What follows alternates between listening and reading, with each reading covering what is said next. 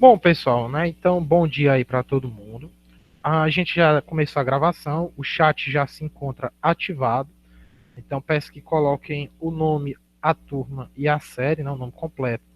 A turma de onde vocês são e a série. E a gente vai começar, né? Vamos recapitular primeiro, porque a gente já está com 2 semanas e não tivemos aula de história. A última aula de história foi terça-feira. Não, minto, terça-feira foi 7 de setembro. Dia 31, foi dia 31. Eu vou então só fazer uma recapitulação bem rápida, aí a correção da atividade que a gente passou, né? E a fala do conteúdo novo hoje, e depois a atividade, tá bom? Toda aula, pessoal, como eu já disse para vocês, né? Eu faço a correção da atividade e essas aulas elas ficam disponíveis lá no meu canal do YouTube. É só vocês dar uma olhada lá, que vai ter a aula completa, né? Para vocês assistirem. E pronto, vamos começar aqui. Estão colocando os nomes, né? A turma e a série.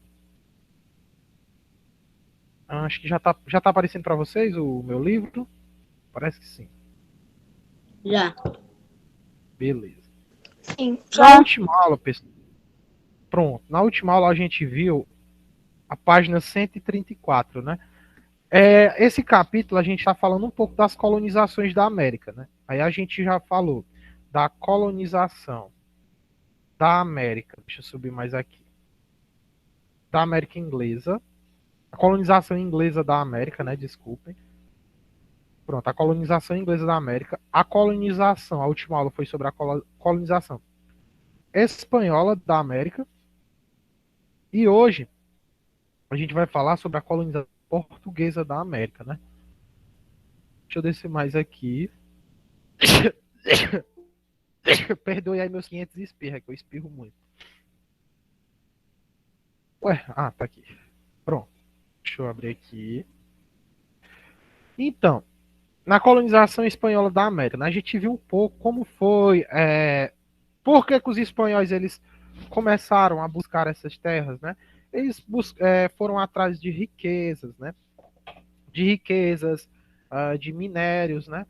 E de colônias também, para tentar retirar alguns benefícios, né?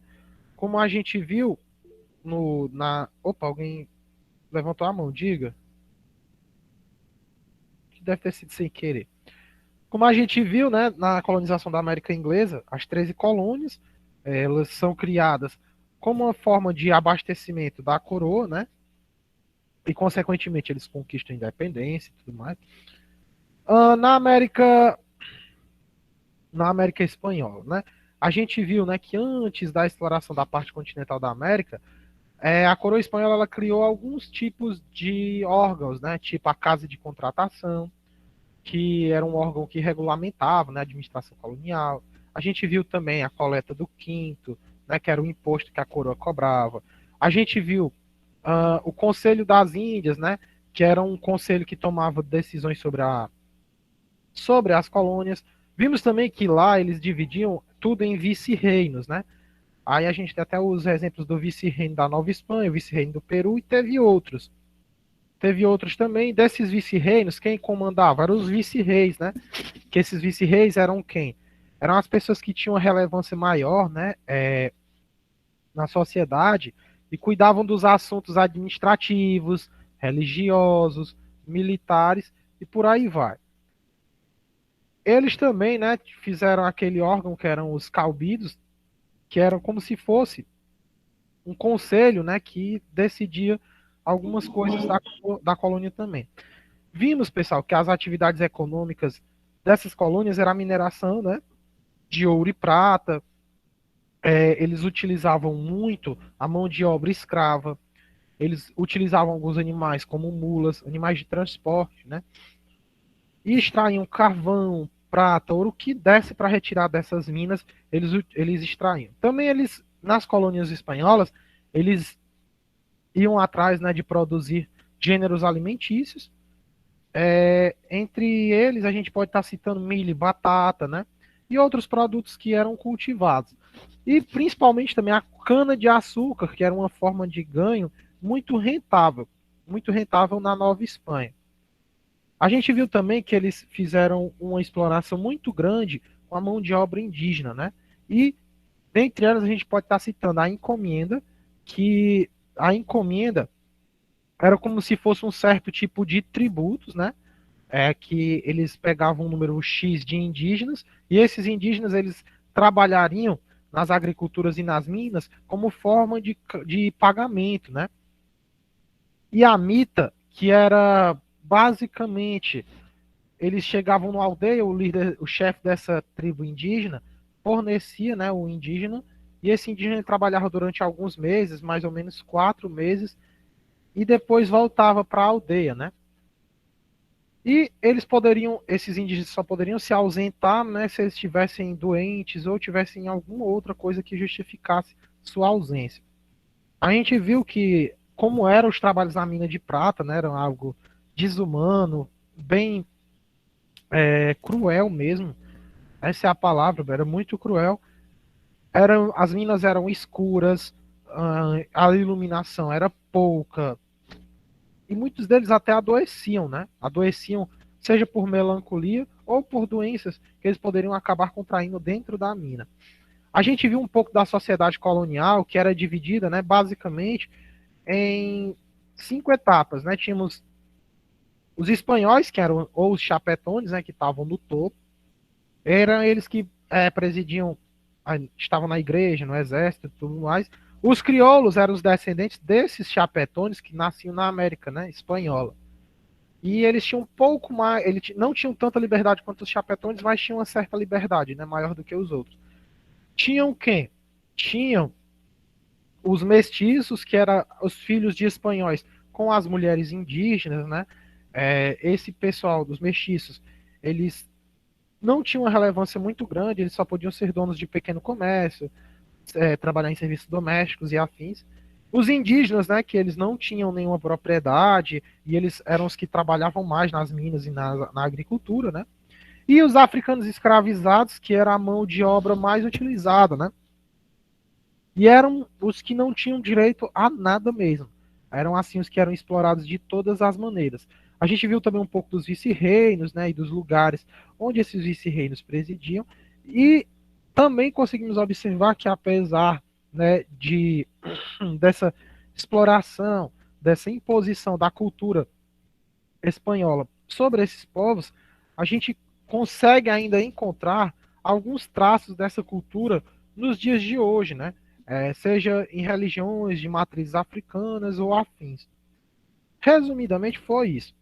Vamos agora para a correção da atividade, bem rapidinho aqui.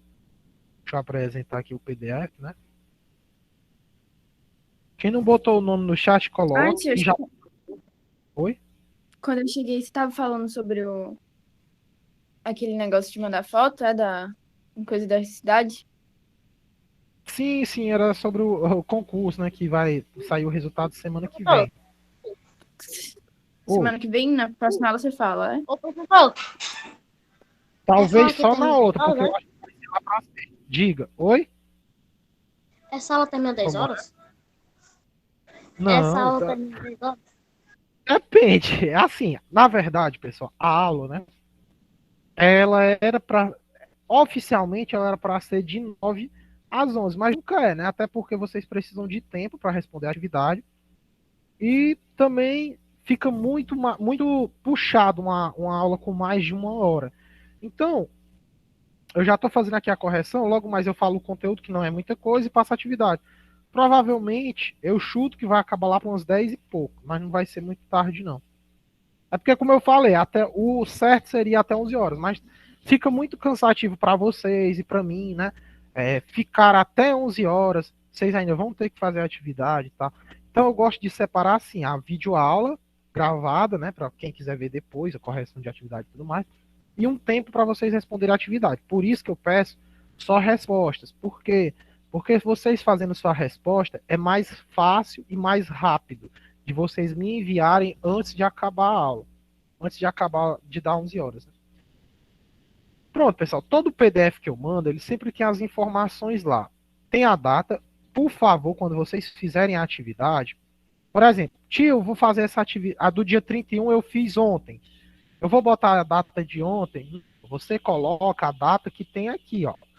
Porque fica mais fácil até para eu localizar na planilha na hora de botar os pontos de vocês. Sempre reparem nessa data que tem aqui, ó. 31/8, né? Que foi a última atividade que a gente fez.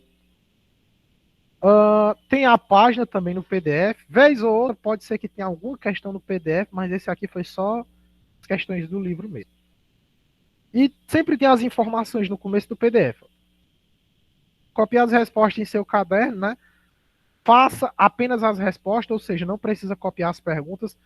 Se quiser, eu não proíbo, eu não tiro ponto, mas não é obrigado. Se fizer só as respostas, eu aceito também. E para responder as questões do livro de história, você deve estudar o capítulo 12, a colonização espanhola na América. E começa na página 134. Eu dou até a página do começo do capítulo. Assim fica bom demais. E tá aqui, a atividade no livro Arariba Mais, de história. Vocês já sabem que é o de história, né? Na página 142. E as questões 1, 2, 3 e 4. Vamos lá.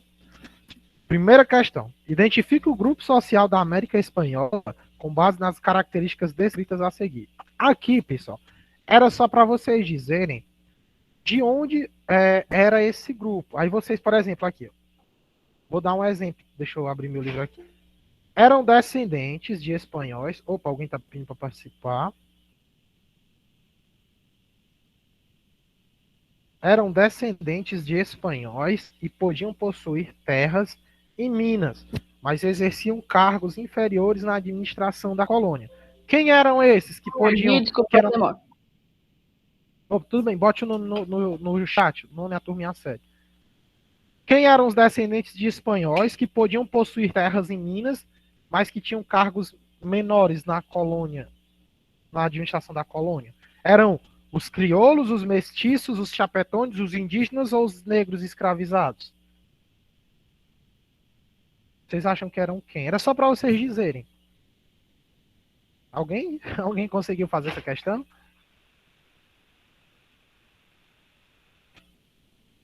Oi? Opa, alguém está pedindo para participar. Vocês acham que é qual grupo que vai aqui, ó? Vou dar uma dica.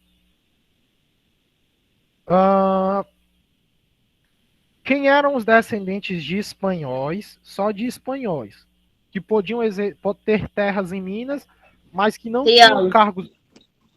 Quem? Algum... Qual é o nome? Crioulo. É. Isso mesmo. Seria os crioulos, né? Eles eram os descendentes só de espanhóis, né? E eles não podiam possuir, eles até que poderiam ter terras, mas eles não tinham cargos muito altos na colônia. Filhos de espanhóis com os indígenas. Eram comerciantes e ocupavam funções de pouco prestígio, como ferreiro, pedreiro. Você já sabe qual é? Mestiços. Acertou também. Samira, né? Acertou. Muito bem. Crioulos, mestiços, tinham os maiores privilégios, como ocupar as funções mais elevadas no vice-reino e na igreja. Eram os únicos que podiam atuar no comércio externo. Espanhóis. Os espanhóis, ou chapetones também. Quem colocou espanhóis, chapetones, está correto, é a mesma coisa. Constituíam a maioria da população e sua força de trabalho era explorada nas minas e nas fazendas.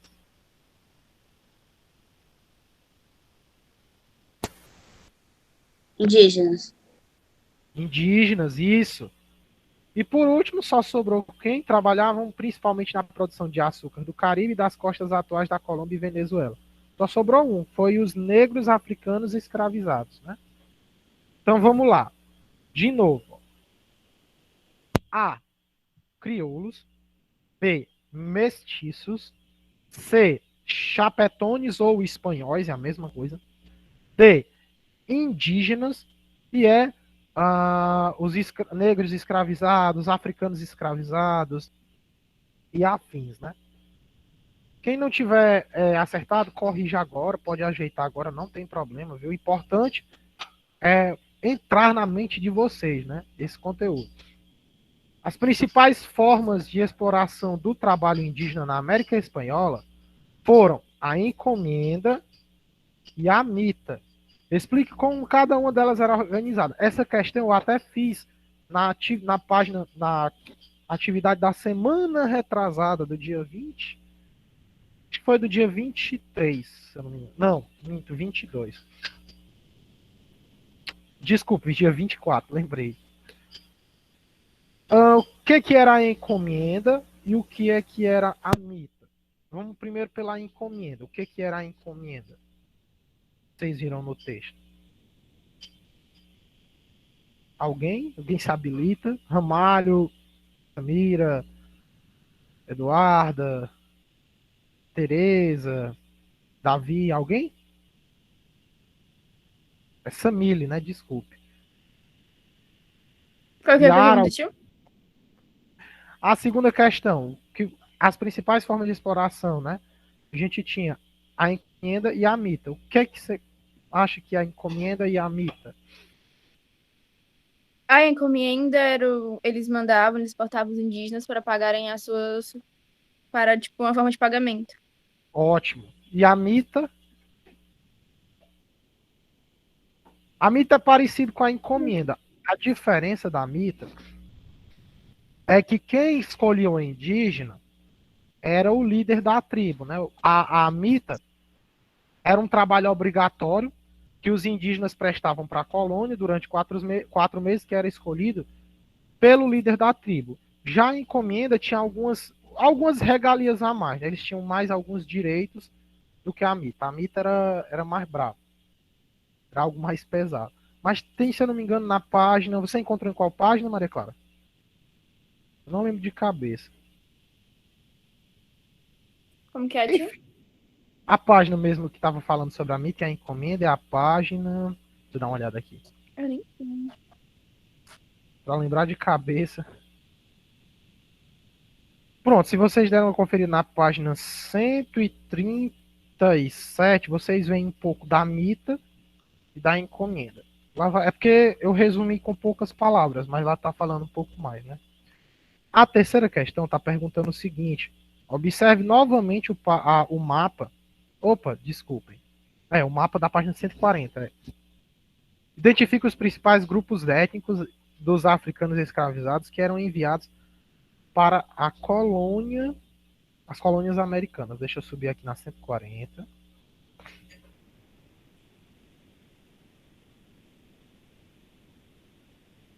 Temos a 140. Vocês colocaram o que sobre esse mapa?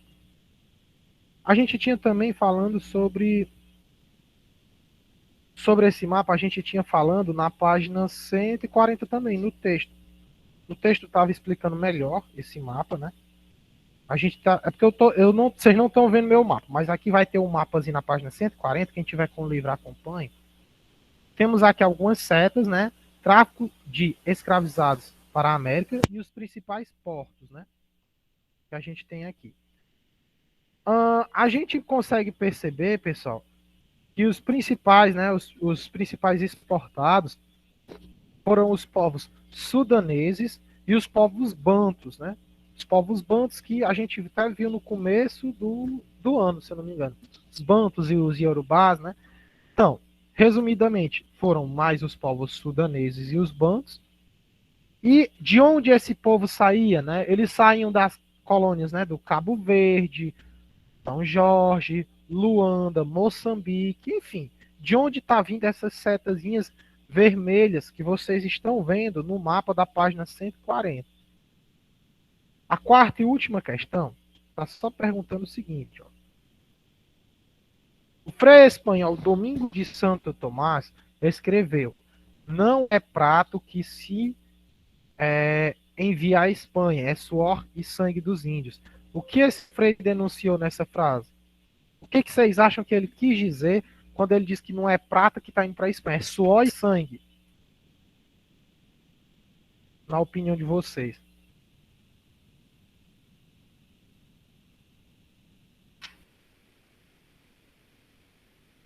Alguém? Tinha um vídeo Eu acho que é por perfeito o sobre trabalho, tipo, dos indígenas para tirar. isso, o trabalho. Muito bem. O trabalho, o que mais? A exploração também, né? Por quê? Por que, Darlan, que a exploração, o trabalho... Porque, como vocês viram, esses indígenas, eles sofriam muito. Eles ficavam em meses dentro da mina, eles contraíam doenças, enfim, as condições eram precárias.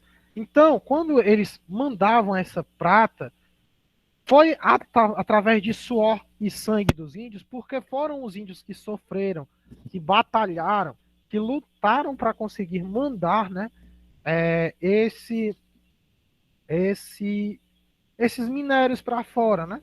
Foi através do suor, da batalha, da violência que eles sofriam, que a coroa espanhola conseguiu enriquecer. Então, basicamente era isso.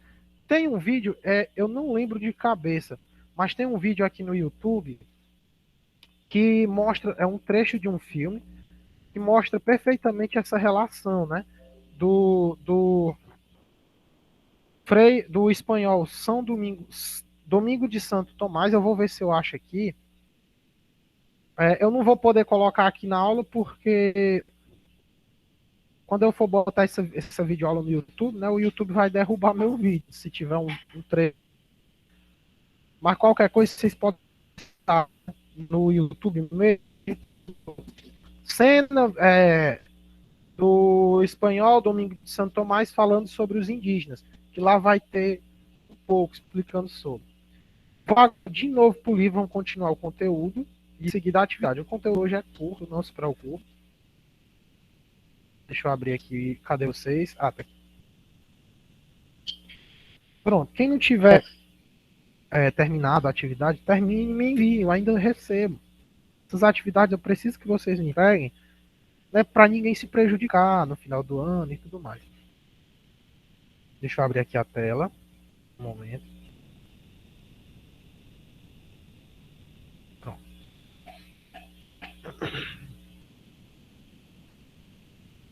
Então, como eu havia dito bem no começo, a gente viu que a colonização inglesa da América, né, na América, a colonização espanhola na América, e hoje a gente vai para a colonização portuguesa, né? Os portugueses. Deixa eu diminuir o zoom, pronto. Na primeira década do século XVI, nas terras americanas, os portugueses se limitaram a construir feitorias. O que era uma feitoria? Era tipo um postozinho que servia como um armazenamento, né? Local de abastecimento dos navios, e até para proteger o território deles. Sem sinal da existência de metais preciosos, à primeira vista, né? Os portugueses, eles viram um outro tipo de produto muito rico e abundante aqui, que dava para ser explorado. Alguém chuta que produto era esse? Que os portugueses encontraram aqui e que, de tanto explorarem, o produto entrou em extinção?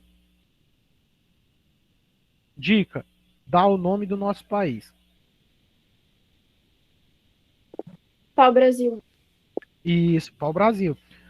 O pau-brasil, pessoal, era uma árvore, né, que tinha em abundância aqui em nossas terras, e essa árvore dava para fazer muita coisa com ela. Se aproveitava a madeira, né, que eram troncos enormes, e dava para ser utilizado na fabricação de casas, na fabricação de navios, e também o líquido que saía da árvore, né, ele era utilizado como um tipo de corante, um corantezinho vermelho. Então o pau-brasil ele começou a ser explorado tanto por conta da madeira quanto por conta, né,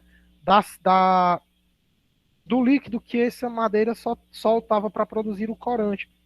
Aqui a gente tem uma passagem do historiador, né? Nesses anos iniciais, em 1500 e 1535, a principal atividade econômica foi a extração do pau-brasil, obtido principalmente mediante as trocas com os índios, né? As árvores não cresciam juntas em grandes áreas, mas encontravam-se dispersas. Tinha um aqui, um acolá, né?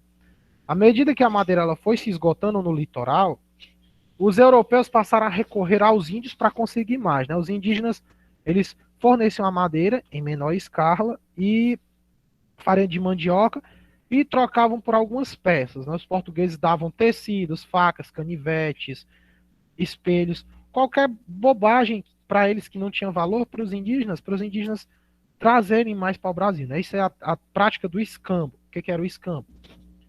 Eu tenho esse pente aqui, esse pente azul. Eu ia dar esse pente azul aqui para um indígena e ele traria um tronco de pau-brasil para mim, né? E era assim, era uma troca que tinha do português com o indígena. Claro que os indígenas tinham um prejuízo grande, porque eles não faziam ideia, né, de que o pau-brasil fosse tão valioso para o português. O início da colonização. Com a extração do pau-brasil, não precisava que os portugueses estivessem aqui no território. De primeira, não se teve essa necessidade de criar povoados, né?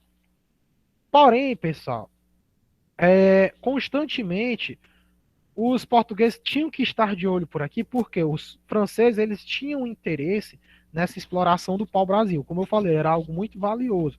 Então, os portugueses eles começaram a ficar preocupados de perderem, né, esse território para os franceses. Para agravar a situação, os portugueses eles perderam o comércio o monopólio, né, comercial de especiarias para os holandeses e espanhóis. Ou seja, os portugueses eram eles que comandavam o monopólio de especiarias. O que eram essas especiarias? Basicamente temperos, né? Noz moscada, canela, pimenta, cheiro verde, essas coisas. E eles foram perdendo espaço para os espanhóis e holandeses. Então eles começaram a pensar, poxa, se a gente já perdeu espaço para o comércio de especiarias, a gente tem que abrir o olho com o de pau-brasil, que senão a gente pode perder também. Diante desse quadro, a partir de 1530, a coroa portuguesa tomou medidas para não perder a colônia, né? Como não havia encontrado ouro de cara aqui na terra, ela decidiu estimular, né, uma fixação para os portugueses ficarem aqui e explorarem mais a atividade econômica, né? Para poder gerar um lucro e também garantir essa defesa da colônia. O escolhido para ser fixado aqui como renda foi a cana-de-açúcar, né? Que era muito valorizado pelas elites europeias. O cultivo da cana-de-açúcar, pessoal, já era praticado pelos portugueses, né, nas ilhas da Madeira e de Cabo Verde, e eles já tinham os conhecimentos técnicos para essa produção de açúcar, né? Então não foi nada muito difícil para eles botarem, né, esses comércios de cana-de-açúcar por aqui. Que a gente tem, ó, o pintor dos portugueses estão aqui no canto, os indígenas aqui, né, estão tendo uns contatos. O litoral da região, que hoje seria mais ou menos o nordeste do Brasil, né, ele oferecia as condições necessárias para o cultivo de cana-de-açúcar, né? Aqui tinha um clima quente, né, um clima quente e um pouco úmido e a presença de solo massapê. O solo massapê ele é muito utilizado na produção de cana-de-açúcar. Massapé é tipo como se fosse uma terra meio argilosa, né, uma cor mais escura e bem fértil. A fim de criar núcleos de povoamento em sua colônia americana, em 1531, a coroa ela vai enviar uma expedição para a América, que vai ser comandado por Martim Afonso de Souza. Em 1532, ele vai fundar, né, São Vicente, que vai ser a primeira vila portuguesa em terras americanas, e vai trazer para elas o cultivo de cana-de-açúcar. E assim, os portugueses começam efetivamente, né, a exploração do nosso país. Inicialmente, a produção colonial representa uma parte muito pequena das rendas da coroa. Porém, já no final do século XVI, o açúcar produzido nas terras, que mais tarde vai ser nosso Brasil, né, já se tornava mais lucrativo do que esse comércio oriental de especiarias, né? A mão de obra indígena vai ser muito utilizada na produção açucareira, né? Porém, pessoal, com o tempo ela vai ser substituída pela mão de obra de pessoas escravizadas trazidas da África, né? A partir do século XVII. Os africanos eles já apresentavam a maioria da população colonial aqui da nossa região. Por quê? Porque os indígenas eles fugiam, eles tinham certas artimanhas que os portugueses não conseguiam lidar muito bem, né? O indígena ele conseguia fugir pela mata, se esconder. Já o africano escravizado, não, né? Ele não conhecia as terras, então era mais fácil manter eles presos, né? Manter eles na condição de escravo. Colonização e escravização. O comércio escravista da África, né, para as colônias europeias, foi uma atividade também muito lucrativa, extremamente lucrativa, para os portugueses e também, né, para outros europeus, que começaram a participar dessa rede de negociação através dos navios negreiros, né. Essa atividade vai se integrar ao sistema de exploração econômica dos territórios coloniais e vai permitir que as potências europeias elas tivessem uma enorme acumulação de capital, né, de dinheiro. O escravismo ele vai se tornar uma mola propulsora para esse sistema colonial que vai ser implantado aqui, né? E esse sistema ele vai explorar muito as condições através da plantation, né? O que é a plantation? É um tipo de agricultura monocultora, ou seja, só de um produto que é feito em larga escala e em grandes extensões de terra, né? E é mais voltada para o mercado externo, para vender lá fora. Também vai ajudar a consolidar a produção açucareira aqui no nosso território, né? Seguindo mais à frente, a administração da colônia, no início do governo português, não se tinha, né, o recurso para assumir diretamente a colonização das terras americanas. A solução que a colônia fez para conseguir, né, manter isso bem firme aqui foi a divisão, né, a divisão dessas colônias em 15 faixas de terra, que vai ser as capitanias hereditárias. Né? A coroa ela estava muito endividada e levava muito tempo e dinheiro para conseguir deixar fixado essas terras. Então eles vão meio que ceder, né, essas terras para pessoas, né, para grandes nobres particulares, né, e vão dividir em 15 faixas de terras essas capitanias hereditárias que se estendiam durante todo o litoral. Tem até no mapa mais abaixo aqui, né? Cada capitania, pessoal, era comandada por um capitão donatário, né? Que ele era escolhido pelo rei de Portugal e ele tinha a permissão de utilizar aquelas terras, né? Que eram da coroa, mas eles não podiam vendê-las. Era tipo eu emprestar um território, sei lá, para o Ramalho, eu emprestar um território para o Ramalho para ele plantar, né? Plantar, colher e tudo mais. E ele não pode vender de jeito nenhum, porque é meu. Eu só estou emprestando para ele, ele pode lucrar, né, com ele, mas ele não pode vender. Com exceção das capitanias de São Vicente e Pernambuco, as outras capitanias elas fracassaram, né? E as de São Vicente e Pernambuco elas lucraram muito com o cultivo de cana-de-açúcar. Por que as outras fracassaram? Porque era muito caro. Era um empreendimento caríssimo. Tinha as doenças da região, tinha os indígenas que viviam, né, alguns viviam invadindo e atacando, entre outras coisas. E muitos donatários, muitos capitães donatários viram que não era tão vantajoso assim ficar nessas capitanias, né? Para garantir essa defesa da colônia, pessoal, em 1548, a coroa vai criar um governo geral. O que era o governo geral? Era como se fosse um centro político para administrar toda a América Portuguesa, né? Que ficava onde seria Salvador. O primeiro governador geral vai ser um cara chamado Tomé de Souza, que vai chegar aqui no Brasil em 1549, né? Junto de padres jesuítas, funcionários reais, soldados, artesãos, várias pessoas vão vir com ele, né? Vai também aparecer as câmaras municipais. Que eram essas câmaras municipais? Eram órgãos que organizavam o cotidiano das vilas e das cidades, né? O que podia, o que não podia fazer. Elas também providenciavam construções públicas, cuidavam da limpeza de ruas, organizavam festas, cobravam impostos. É muito similar às câmaras que a gente tem hoje, né? E entre outras coisas. Somente os chamados homens bons, pessoal. Quem eram esses homens bons? Eram os donos de terra e de escravos, né? Que eram ou eram portugueses ou eram descendentes de portugueses. Poderiam eles ser eleitos vereadores para fazer parte da Câmara, né? Não podia ter indígena, não podia ter negro escravizado. Era mais descendente de português ou português. Que tivessem terras, né? E fossem donos de escravos. Pronto, a gente tem aqui uma imagem, temos aqui um textinho, né? Mas não. Isso aqui vocês podem ler depois. E vamos agora para as questões. Tá aqui as capitanias que eu falei, as capitanias hereditárias elas eram divididas assim, ó. Dessa forma, né? As que sobreviveram foi a de São Vicente e a de Pernambuco, ó. De Pernambuco aqui e a de São Vicente, ó. Essas duas aqui de baixo. Vamos agora para as questões. Deixa eu ir para o PDF, que lá no PDF está mais explicado. Um momento. Mais uma vez, pessoal, coloquem o nome no chat quem não colocou. Quem já colocou não precisa colocar de novo, não. Alguma dúvida? Tá tudo tranquilo? Tá dando para entender? Podem perguntar, não tenham vergonha, não. A hora de perguntar é agora.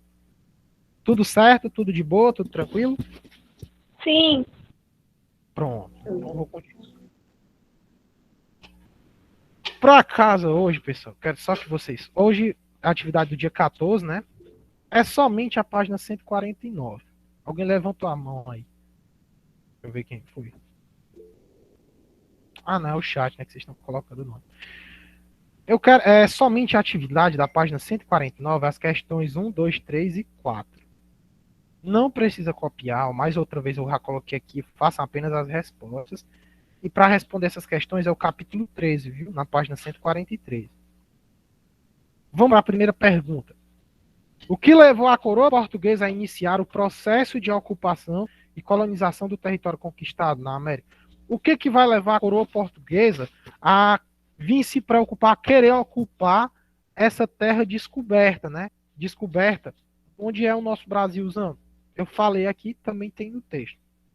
Por que o açúcar foi escolhido pelos portugueses para ser a principal mercadoria produzida na sua colônia americana?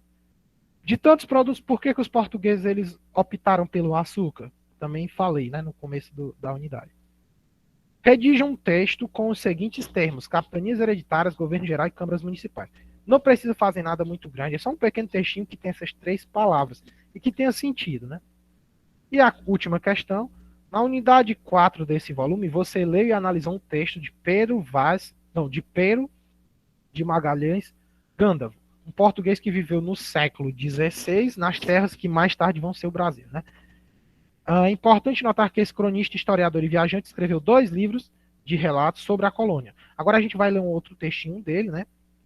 Sobre o empreendimento colonial e vamos responder as questões.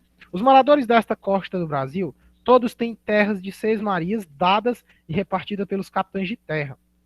E a primeira coisa, né, que pretendem alcançar são escravos, para lhes fazerem a granguearem suas roças e fazendas, porque sem eles não se pode sustentar na terra. E uma das coisas, porque o Brasil não floresce muito, mas é pelos escravos, que se alevantaram e fugiram para suas terras e fogem cada dia. E se estes índios não fossem, né, tão fugitivos e imutáveis, não tivera comparação à riqueza do Brasil. As fazendas de onde se conseguiam mais proveito são açúcares, algodão e pau-brasil. Com isto, fazem pagamento aos mercadores deste reino, lhes levam fazenda porque o dinheiro é pouco na terra, e assim vendem e trocam uma mercadoria por outra em seu preço justo. Pero de Magalhães Gândavo descreve que tipo de organização territorial na colônia. Qual é a organização que ele está escrevendo aqui? Será que é a capitania hereditária? O que será? Confiram lá no texto que tem. Segundo o autor, do que os colonos necessitavam para sustentar e produzir, né, na terra conquistada? Ele dá uma dica aqui o que o pessoal poderia fazer na visão dele, né? C. Qual era a maior dificuldade encontrada pelos colonos? Tem aqui também. E D. Quais produtos mencionados por Gândavo eram mais proveitosos na terra do Brasil? Também não nada muito difícil, né? Só essas 4 questões. Alguma dúvida? Não? Tudo tranquilo? Pronto, vou encerrar aqui a gravação. Só um momento, não saiam ainda.